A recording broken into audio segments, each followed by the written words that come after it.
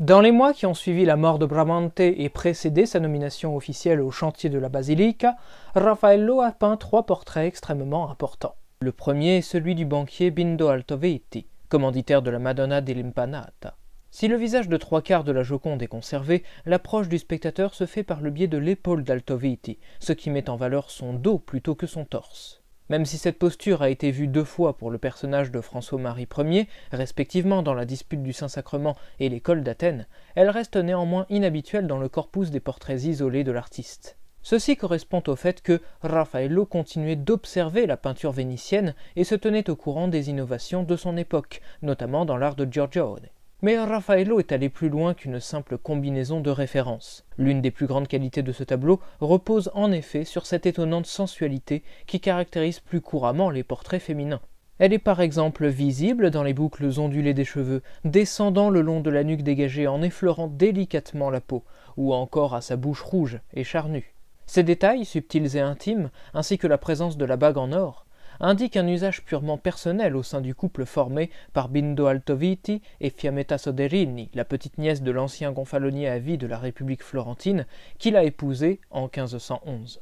Il semble d'ailleurs que cet autre portrait soit le sien, alors que l'identité du modèle est toujours considérée comme indéterminée. Mais ce n'est pas le seul problème. Généralement, les dates avancées oscillent entre 1516, 1518, 1519 et même 1520. Cependant, nous pouvons les remettre facilement en cause aujourd'hui en proposant 1514, car il partage tellement de points communs avec le portrait de Bindo Altoviti que son statut de pendant a déjà été défendu par Michel Laclotte au moins 56 ans plus tôt. En effet, il ne manque que 4 petits centimètres de large pour que leur format soit rigoureusement identique.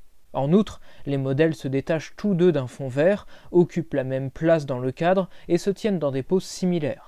Ce qui a motivé certains historiens de l'art comme Berenson à attribuer cette œuvre à un élève de Raffaello, c'est surtout la qualité picturale. Mais celle-ci a pu être altérée par le temps et les interventions malheureuses. Or, nous ne conservons aucune trace de son histoire avant 1890, et les repeints du XIXe siècle ont été supprimés, mais dans quelles conditions? De plus, le portrait de Fiammetta Altoviti apparaît comme étant la base de la réflexion de Raffaello pour l'un de ses tableaux les plus célèbres, la Donna Velata. De rechef, l'identité de cette femme n'est pas connue, et cela même si les noms de nombreuses prétendantes circulent. Ce qui est certain, c'est qu'il s'agit d'une épouse, et même d'une mère, comme le prouve le voile, qui donne à l'œuvre son surnom. En effet, la coutume romaine exigeait que les femmes en revêtent un après avoir donné naissance à leur premier enfant. Dans cette œuvre magistrale, Raffaello a non seulement déployé toute sa maîtrise de la formule de Leonardo et du dessin, mais aussi un coloris puissant. Voyez plutôt le travail des plis, de la gradation des ombres ou encore le traitement des différentes textures qui composent cette manche sensationnelle. Étant donné le mystère qui environne cette femme tout comme un éventuel commanditaire, d'autres détails virtuoses nous permettent de douter de l'implication émotionnelle de Raffaello pour ce portrait, notamment les fines mèches qui viennent caresser la tempe du modèle, mais aussi la transparence de sa chemise blanche, qui nous laisse voir sa peau rosée, là où commencent ses seins. Dans sa lettre du 1er juillet 1514 à son oncle Simone Cialla, cette même lettre dans laquelle il avait écrit qu'il ne pourrait plus jamais quitter Rome, l'artiste marqua également ceci. « Je me réjouis et remercie Dieu continuellement de ne pas avoir pris pour femme celle que vous vouliez me donner, ni elle ni une autre, et en cela j'ai été plus sage que vous qui vouliez me marier, car vous en conviendrez, j'en suis certain, je ne serais pas arrivé là où j'en suis aujourd'hui. » Cela signifiait-il que Raffaello s'interdisait toute relation amoureuse? Pourtant, le poème rédigé au cours de la réalisation de l'Hélicon semble indiquer le contraire, tant il était passionné, presque fiévreux, et il semble que cette charmante figure l'a hanté depuis, pas seulement lorsqu'il s'employait à la voûte de la stanza d'Héliodoros, mais dans bien d'autres œuvres. Ceci pourrait venir contredire ce que Vasari et nous-mêmes avions avancé sur la célèbre Galateia, dont la figure résulterait de la pure imagination. Mais il n'est pas impossible que, s'il y a référence, celle-ci soit inconsciente. Dès lors, la nymphe serait la manifestation sous-jacente de cette supposée liaison. Une liaison discrète, ou même platonique, car, ne l'oublions pas, cette femme était apparemment mariée. Quoi qu'il en soit, le visage de la Donna Velata disparaît des œuvres postérieures à ce portrait. Nous pouvons envisager bien des hypothèses pour l'expliquer. La morale. Suite à la naissance de ce premier enfant, qu'il soit de Raffaello ou de son mari, les deux amants ont arrêté de se fréquenter par décence, afin de ne pas provoquer de scandale. La noblesse. Raffaello a rompu le lien qui les unissait afin de se consacrer corps et âme à son art. Le cynisme. L'artiste s'était pris d'une autre beauté et lui fit allégeance, tandis qu'il délaissait son premier amour romain. La tragédie. La Velata est morte en couche, ou après la naissance de ce premier enfant, d'une maladie ou d'autre chose, et caetera. Mais toujours dans cette lettre du 1er juillet, Raffaello rapporta également les projets du cardinal Bibbiena à son encontre. J'ai quitté le sujet du mariage, mais j'y retourne pour mieux vous répondre que le cardinal de Santa Maria in Portico veut me donner l'une de ses parentes. Il s'agit de sa nièce, Maria. Et avec l'autorisation de mon oncle le prêtre et la vôtre, j'ai promis à sa seigneurie révérendissime de faire ce qu'elle désirait. Je ne peux manquer de parole, car nous sommes très intimes, et bientôt je vous avertirai de tout. Prenez patience en attendant que tout se résolve pour le mieux, et alors je ferai, si l'affaire ne se faisait pas, tout ce que vous voudrez. Mais sachez que si Francesco Buffa connaît de bons partis, j'en ai moi aussi. J'ai trouvé à Rome une belle fille, de très bonne réputation d'après ce que j'ai entendu dire.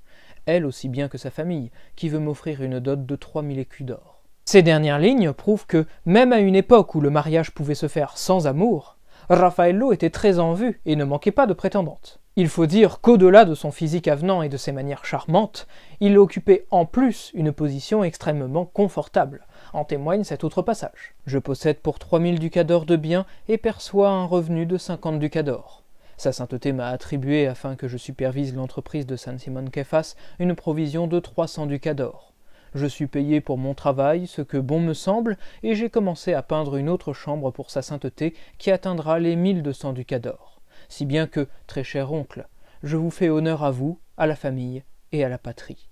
À la date du 1er juillet 1514, Raffaello le dit lui-même. Il a déjà débuté les travaux d'une nouvelle stanza, précisément celle qui se situe dans la Torre Borgia, à l'ouest des deux précédentes. Cependant, il n'en exécuta pas la voûte, qui est le fruit des travaux menés par Perugino de 1507 à 1508, juste avant son arrivée au Vatican. Et ceci constitue les prémices d'un problème majeur dans la carrière de Raffaello. Les stanze étaient régis par une cohérence à la fois visuelle et symbolique. S'il y a déjà eu une rupture d'intention au sein même de la stanza della Segnatura, puis esthétique avec la stanza d'Iliodoros, la scission est définitive dans cette troisième salle. Pour commencer, les médaillons du plafond ne correspondent plus aux lunettes en dessous, et les lunettes n'ont plus guère pour dénominateur commun que le seul nom des papes représentés. Léon, 3 ou 4, selon la volonté propagandiste du commanditaire Léon X, qui a prêté sa physionomie à ses deux illustres prédécesseurs, comme auparavant dans La Rencontre. L'autre partie du problème provient des activités de l'artiste. Michelangelo ayant trop tardé à entreprendre la décoration de la nouvelle chapelle du Castello della Magliana, Raffaello fut choisi à sa place. Il peignit la fresque de Dieu le Père bénissant parmi les anges qui décorait l'abside, ainsi qu'un martyre de Sainte-Cécile qui n'a été conservé au musée des Beaux-Arts de Narbonne que sous la forme de fragments. La corporation des orfèvres, qui avait vu leur église condamnée par le tracé de la Via Giulia, décida de réclamer sa reconstruction à celui qui menait habilement le chantier de la Cappella Chigi et avait été depuis peu nommé architecte de la basilica. Alphonse Ier d'Este n'accueillit pas de la même manière que Raffaello le trépas de Jules II. Son ennemi mort, le duc de Ferrare eut l'occasion de délaisser quelque peu les actions militaires afin de se consacrer enfin à la décoration de son cabinet personnel. Son projet consistait à faire appel à différents artistes prestigieux, dont Raffaello, afin de confronter leur style, à la façon d'Agostino Chigi dans sa villa. Vous commencez à voir où je veux en venir. Conscient qu'il ne pouvait s'occuper à lui seul de toutes les entreprises qu'on lui confiait, Raffaello se constitua une véritable armée de petites mains. Ce n'est donc pas par pénurie de temps ou de main-d'œuvre que Raffaello n'a pas modifié la voûte de son ancien maître, mais plutôt par respect pour ce dernier. Entendons-nous bien, comme tous les artistes de cette époque, Raffaello n'a jamais été seul pour faire ses peintures. Il a par exemple bénéficié de l'aide de ses assistants qui préparaient les supports, broyaient au préalable les pigments ou exécutaient les parties secondaires. Et nous l'avons vu, de nombreuses grisailles, dont les finitions de la stanza della Segnatura. Mais c'est justement là que nous avons un souci. L'implication de ces aides a été de plus en plus soutenue, ce qui a hissé ces mêmes petites mains bien moins au rang d'assistants qu'à celui de véritables élèves. Contrairement à ses contemporains, qui exigeaient que les élèves copient avec une fidélité outrancière les œuvres du maître d'atelier, Raffaello leur transmit les mêmes préceptes qui l'ont guidé jusqu'au sommet de son art, afin qu'ils puissent interpréter sans son aide les dessins qu'il leur fournira, mais dans le but également qu'ils développent tout comme lui leur propre manière de créer. Ceci conduisit à une réorganisation complète de son mode de travail qui devait s'effectuer désormais en équipe. Les assistants étaient conviés à élaborer les compositions avec le maître, en complétant ses pensées de la même façon que Raimondi le fit pour Lucrezia. Ainsi, la Sainte Famille avec Saint Jean-Baptiste ou encore la Madone au candélabre sont des œuvres d'atelier qui n'ont pas été majoritairement réalisées ou conçues par Raffaello. Tout l'enjeu, pour les historiens de l'art, repose donc sur l'attribution à un élève ou à tel autre. Par exemple, le musée du Louvre considère que la Vierge au diadème bleu est une œuvre achevée en 1518 par Giovanni Francesco Penni, arrivé dans l'atelier en 1510. La Madone au candélabre a, quant à elle, été complétée par celui qui est présenté comme le disciple le plus talentueux de Raffaello, alors qu'il est tout juste arrivé au cours de cette année 1514, Giulio Romano. Or, ces deux élèves ont largement contribué à l'exécution de la première fresque, qui donne son nom à la troisième stanza. Allié aux trois à venir ainsi qu'à la voûte, ceci en fait la première salle où Raffaello joua un rôle plus sous-jacent que direct. Il nous faut donc procéder à une modification du code couleur.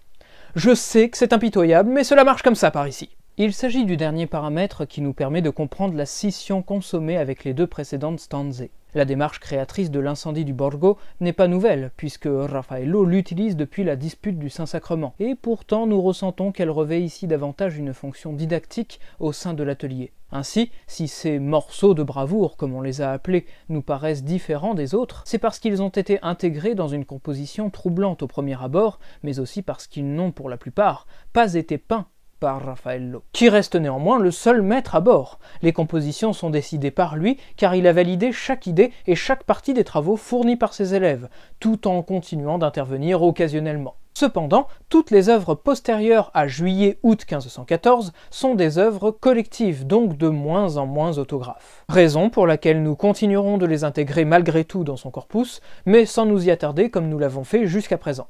Aux alentours du 14 novembre 1514, date à laquelle Bellini perçut le dernier paiement pour son Festin des dieux, Raffaello parvient à envoyer l'esquisse de sa composition du Triomphe de Dionysos à Alphonse Ier d'Este, qui commença à le rémunérer le 4 décembre suivant. Cependant, le pape ajouta, à ces charges déjà conséquentes, la conception des tapisseries ayant pour sujet les actes des apôtres. Raffaello est débordé, il préfère donc décliner pour l'heure le projet d'Este et la nouvelle chapelle de la résidence papale de la Magliana est même déléguée à son atelier. Pour concevoir ces tapisseries, Raffaello reprend encore et toujours l'exemple de la scène de Leonardo. Il commence par définir chaque personnage grâce à des modèles, puis les assemble, avant d'ajuster son idée et de peaufiner les détails. Après quoi, ce que l'on nomme ironiquement les cartons de Raffaello sont exécutés par les membres de l'atelier. Ceux-ci complètent les parties manquantes, comme les paysages, intègrent des détails plus spécifiques, comme le troupeau de brebis, pour le Christ donnant les clés du paradis à saint Simone Képhas, ou encore les animaux de la pêche miraculeuse, réalisés par Giovanni da Udine, qui se chargea également, en août 1515, de la description des instruments de musique dans la vision de Sainte Cécile pour Elena d'Olioli dall'Olio. Un nom qui sonne très bien, ma foi. Ce mode de fonctionnement et l'imaginaire antique dont son esprit s'abreuve conduisirent Raffaello à vouloir renverser l'omniprésence de la perspective linéaire. À l'instar des sarcophages antiques, il lui préfère finalement la juxtaposition de différents moments clés du récit, remis au goût du jour par la seconde fresque de la stanza dell'Incendio di Borgo, la bataille d'Ostie en 849. L'année 1515 s'ouvrit sur la mort du vieux roi de France Louis XII, âgé de 52 ans. En l'absence d'héritier mâle, la couronne passa à son petit cousin François, duc de Valentinois, qui devint dès lors François Ier. Ce changement politique fit craindre à raison une reprise des hostilités entre la France et les États italiens pour le contrôle du duché de Milan. Et en février, à l'initiative du cardinal Bibbiena, une alliance fut donc conclue entre le pape, Maximilien Ier, l'Espagne, Milan et les Suisses, pour prévenir toute tentative de reconquête française. Vains efforts, car ils n'empêchèrent pas le jeune souverain de commencer les préparatifs en renouvelant le traité de Blois avec Venise au mois d'avril et en achetant la neutralité de l'Espagne, du Saint-Empire et de l'Angleterre pour ne pas être dérangé dans sa progression vers le sud-est. Au même moment, le climat de la curie était de moins en moins favorable à Leonardo. En effet, son propre protecteur préféra s'adresser à Raffaello et son atelier pour réaliser son portrait, qui fait très certainement suite à sa nomination à la tête des armées de l'Église, comme le prouverait la présence du Castel Sant'Angelo à l'arrière-plan. De plus, le plan centré, qu'il a largement contribué à théoriser et constituait à l'époque un idéal architectural à atteindre, que Bramante suivit pour son célèbre Tempietto puis tenta d'appliquer à la Basilica, fut délaissé par Raffaello au profit d'une structure plus conventionnelle et pratique. L'idéal s'était éteint et les jours de Leonardo en Italie étaient comptés. Au mois de juillet, François Ier lança le coup d'envoi de son expédition italienne et Fra Giocondo, le second de Raffaello sur le chantier de la Basilica, expira. Même s'il accepta encore des commandes peintes telles qu'un petit tableau pour Isabelle d'Este passé en juin ou l'extase de Sainte-Cécile pour la Chiesa di San Giovanni in Monte de Bologne, il concentra l'essentiel de son attention à des projets d'architecture, concevant par exemple le plan de la Villa Alberini, dont les travaux étaient déjà bien avancés lors du mois d'août, du palais de Jacopo di Bartolomeo da Brescia, médecin de Léon X, celui encore du Palazzo Vidoni Caffarelli, entreprit à distance la construction du Palazzo Pandolfini, et participa au concours pour remanier la façade de la Basilica di San Lorenzo. En tant qu'architecte, Raffaello n'est pas très novateur. L'aspect de ces façades repose sur le même principe que le Palazzo Rucellai de Leon Battista Alberti, avec toutefois un bossage plus prononcé pour le rez-de-chaussée hérité de Bramante, tel que nous pouvons le voir dans le bâtiment où se tient le pape, à l'arrière-plan de l'incendie du Borgo. Cette caractéristique architecturale, qui peut être perçue pour de la rigueur mathématique provenant d'Urbino, est aussi accompagnée d'une lisibilité extrêmement claire et d'une simplicité seulement apparente, rythmée par la pureté des figures géométriques. Raffaello n'était pas novateur dans le sens où nous l'entendons habituellement. En art comme avec les hommes, c'était un conciliateur qui souhaitait revigorer les formes de son temps avec celles du passé. En poursuivant ce but, il souhaitait, comme en témoigne la bataille d'Ostie, redécouvrir la peinture perdue de l'Antiquité. Il disposait d'un important réseau d'informateurs et d'artistes dévoués qu'il envoya dans toute l'Italie et même en Grèce, prendre des relevés de monuments, copier des sculptures, mais comme vous le savez, la ville de Rome en elle-même était déjà une réserve presque inépuisable en la matière. Et cela tombe bien, car le 27 août 1515, Raffaello a été nommé par le pape préfet des marbres et des pierres. Concrètement, de quoi s'agit-il? Cette fonction lui donnait accès à tous les vestiges antiques, de la plus haute colonne au plus minuscule fragment de mur. Ce n'est pas tout. Absolument tous les blocs de Rome destinés à la construction étaient soumis à son jugement avant d'être taillés, afin de prévenir la destruction pure et simple de témoignages antiques, qu'ils fussent gravés, sculptés ou encore peints. Étant donné son intérêt personnel, nous ne savons pas si cette nomination a été provoquée à sa demande, seulement qu'elle devait l'aider dans ses projets en cours, comme celui de la Basilica, et l'inciter à toujours créer. Il ne tarda pas d'ailleurs à nourrir une nouvelle entreprise ambitieuse, celle de reconstituer la carte de la Rome antique au travers de ses monuments. Les 13 et 14 septembre, après avoir franchi les Alpes sous les conseils de Trivulzio et défait les troupes du pape, qui n'ont pu être conduites par Julien Ier puisque celui-ci était souffrant, l'armée française se porta à la rencontre des forces suisses. C'est la célèbre bataille de Marignan, près de Milan, remportée par François Ier avec l'appui des Vénitiens. Au moins 15 000 hommes sont laissés sur le terrain. Pourtant, ce constat meurtrier n'entacha en rien la gloire naissante du jeune monarque, qui est au contraire à son zénith. Cette victoire éclatante, qui fit de lui le maître de la Lombardie, poussa Léon X à signer le 13 octobre le traité de Viterbe, dans lequel il céda les villes de Parme et Plaisance, où se trouvait la Madonna Sistina, en échange de la protection des Français. Il y est aussi question, pour sceller cette nouvelle alliance, d'un mariage entre Lorenzo de' Medici, cousin du pape, et une parente du roi de France, Madeleine de la Tour d'Auvergne. Une entrevue est rendue nécessaire avant la fin de l'année et le pontife, sur la route de Bologne, entra conséquemment dans Florence le 30 novembre. Nous pensons que Raffaello faisait partie de cette délégation, ce qui lui aurait permis de concourir pour la façade de San Lorenzo, d'autant que, lorsqu'il fit l'acquisition d'une maison à Rome, dans le quartier du Borgo, c'est Raimondi et un certain Baviera, l'un de ses assistants, qui le représentèrent, ce qui prouve son absence dans la ville. Le même mois, il chargeait même Castiglione de se renseigner auprès d'Isabelle d'Este au sujet de l'œuvre qu'elle lui a commandée, surtout concernant ses dimensions et la façon dont il serait éclairé.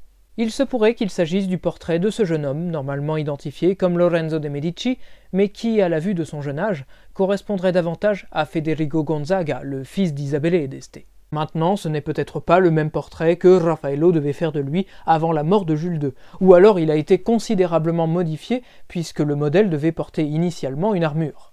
La rencontre entre François Ier et Léon X eut finalement lieu du 13 au 15 décembre à Bologne. Le 19, le souverain faisait la connaissance de Leonardo da Vinci qui accepta son invitation et s'expatria au château du Clou pour écouler le reste de son existence dans une meilleure atmosphère qu'au Belvedere. Au début de l'année 1516, il semble que les mosaïques qui habillent la coupole de la Cappella Chigi furent menées à terme par Luigi da Pace, d'après les dessins de Raffaello. L'obstination de ce dernier à recourir aux membres de l'atelier concorde avec la logique de faire du métier d'artiste une profession plus intellectuelle que manuelle. Raffaello ne s'emploie plus guère qu'aux projets d'architecture, aux commandes très officielles et aux portraits de ses intimes, parmi lesquels nous comptons Antonio Tebaldi, surnommé Tebaldeo par ses amis. Ce portrait a été mené rapidement puisque Tebaldi commence à composer un poème à son sujet avant le mois d'avril, et en mai, Pietro Bembo en fit l'éloge dans une lettre adressée au cardinal Bibbiena. Raffaello a fait le portrait de notre Tebaldeo si naturel qu'il n'est plus semblable à lui-même que dans cette peinture. Le portrait de Baldassare Castiglione ou celui de notre seigneur-duc paraissent de la main de l'un des apprentis de Raffaello, comparé à celui de Tebaldeo pour ce qui est de la ressemblance. Et hélas pour nous, l'œuvre est dans une collection particulière, et comme nous ne possédons que cette vieille photographie, cela veut dire qu'elle n'a pas refait surface depuis. Nous sommes confrontés au même problème d'appréciation que le portrait supposé du duc François-Marie Ier, disparu depuis 1945. Le double portrait d'Andrea Navaghero et d'Agostino Beaziano a été réalisé dans le même laps de temps et reprend la composition des époux Altoviti. Il donne à voir deux des personnes qui constituaient le noyau dur du cercle que fréquentait Raffaello, qui n'était pas le moins savant de ces hommes de lettres. Leur point commun était un esprit affûté qui lisait le latin, composait des poèmes, étudiait des vestiges antiques, débattait dans des concours d'éloquence, émettait des théories philosophiques, théologiques. Julien Ier de Médicis en faisait partie, et c'est pourquoi, lorsqu'en mars 1516, Léon X le chargea de s'emparer du duché d'Urbino, il refusa, par respect pour l'accueil qu'il y a reçu de 1494 à 1512, et par égard pour ses amis de la cour pontificale. La tâche néanmoins maintenue incomba donc au jeune Lorenzo. À ce propos, il n'est pas impossible que ce portrait ait été initié pour officialiser l'identité du nouveau duc. Le 14, François-Marie Ier a été privé de ses titres, et Castiglione, son envoyé, dut partir pour Mantoue. 3 jours plus tard, Julien Ier de Médicis mourut à l'âge de 37 ans, le cardinal Bibbiena à son chevet. Andrea Navaghero s'en retourna comme Castiglione dans sa patrie, à Venise, où il devint conservateur de la Biblioteca di San Marco. Peu avant que le premier cercle se disloque de la sorte, Bembo nous précisait qu'avec Navaghero et Beaziano, Castiglione et Raffaello, ils visiteront ensemble Tivoli. Nous verrons l'ancien et le neuf et tout ce qu'il y a de beau dans cette contrée. Étant située à une trentaine de kilomètres, la ville de Tivoli avait donc un caractère rural qui ne manqua pas d'irriguer les paysages de certaines œuvres de dévotion, comme la Madone du Passeggio ou encore le Saint Jean-Baptiste au désert. Comme il le révèle lui-même, Bembo était jaloux du portrait d'Antonio Tebaldi. Il comptait à son tour poser, mais nous ne savons pas si la séance eut effectivement lieu. Contrairement au cardinal Bibbiena, son destinataire, qui s'imposa comme un autre mécène important de Raffaello, lui confiant ainsi qu'à son atelier la direction de 2 chantiers au 3e étage du Palatium Apostolicum. C'est toujours la précieuse lettre de Bembo, datant de mai 1516, qui nous l'apprend. À l'instant où j'écris ces lignes, Raffaello me rejoint, comme s'il avait deviné que je parlais de lui, je crois. Et il me demande d'ajouter ceci, que vous lui envoyez les autres histoires qui doivent être peintes dans votre petite salle de bain, c'est-à-dire le texte des histoires, car celles que vous lui avez déjà communiquées seront achevées cette semaine. Le décor des appartements du cardinal Bibbiena se compose de 2 pièces, la loggetta et la stufetta, qui est la salle d'eau mentionnée. Toutes 2 font revivre le répertoire antique, la première par l'affiliation assez claire avec la Domus Aurea de Néron, la seconde surtout par ses sujets mythologiques. Les compositions sont toujours de Raffaello, quoique le rôle des disciples soit encore plus flou que d'accoutumée. En effet, comme nous le montre ce dessin de la main de Giulio Romano, ceux-ci semblent acquérir de plus en plus d'autonomie dans la production des œuvres de l'atelier. C'est pourquoi Romano est présenté comme le seul inventeur de la petite Sainte Famille. Cependant, le panneau coulissant qu'il a protégé porte bien l'inscription « Raphaël Urbinas », ce qui prouve que les disciples devaient au moins obtenir l'approbation du maître pour que leur projet puisse voir le jour. C'est tout le problème de ces années. Faut-il considérer que les œuvres réalisées par les élèves ne sont pas de Raffaello, alors que sans lui elles n'existeraient pas, et que c'est précisément pour cela qu'il en revendique la paternité en apposant sa signature ? D'autant qu'il est fortement possible qu'il y ait personnellement apporté des modifications formelles, conceptuelles, ainsi que des retouches, même minimes. Si la nudité des personnages s'explique très facilement puisque la stufetta est une salle de bain, on peut s'étonner de voir dans les appartements d'un cardinal des œuvres mettant en scène la déesse grecque de l'amour dans des positions aussi affriolantes ou de célèbres épisodes licencieux. Je ne veux pas savoir ce que faisait Bibbiena dans cette pièce. Mais d'une part, nous avons déjà prouvé que les hommes d'église étaient loin d'avoir été choisis pour leur piété. D'autre part, il ne faut pas oublier qui étaient les premières personnes qui ont retrouvé et traduit les textes antiques en grec et en latin, d'où sont tirées ces histoires. Que nous le voulions ou non, l'humanisme, ce courant de pensée qui a replacé l'homme au centre des attentions au détriment de Dieu et permis un retour des formes antiques couplé à une curiosité effrénée, provient des religieux. L'Église se nourrit de cet thème païen, comme elle l'a toujours fait, afin d'asseoir sa légitimité. Le recours à la mythologie est donc loin d'être dissonant ou blasphématoire dans la culture chrétienne. À méditer.